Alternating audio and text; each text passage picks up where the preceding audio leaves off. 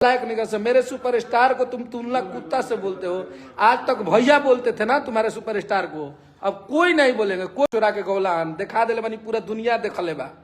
1.5 साल वो रिजेक्ट गाना रहा, हमनी के रिलीजो ना। अबे बहुत बोल दिए बे, बहुत ज्यादा। सबका बदला लेगा रे पवन भैया का फैजल।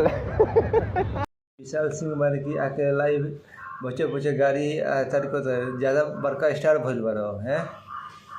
पवन सिंह एगो स्टारे हुए, खेसारी लाल ना हुए। आके देखो तो अखिलेश कश्यप के थी के भाई सावधान में रहिए, गाली गौज मत करिए, भोजपुरी के आगे बढ़ाइए। आप लोग अखिलेश कश्यप, विवेक सिंह सब लोग आके गाली गौज कर रहे हैं, इतना मतलब भोजपुरी के नीचा कर देंगे। पवन सिंह देखे हैं कि स्टेज पर आके आमने सामने की बात बोल रहे हैं, खेसारी लाल उधर भी आमने सामने की बात बोल रहे हैं। आप लोग इतना नीचा गिर जाएंगे हम कभी नहीं सोचे हैं। इतना 12 भोजपुरी के आप गिरा के रखे हुए हैं।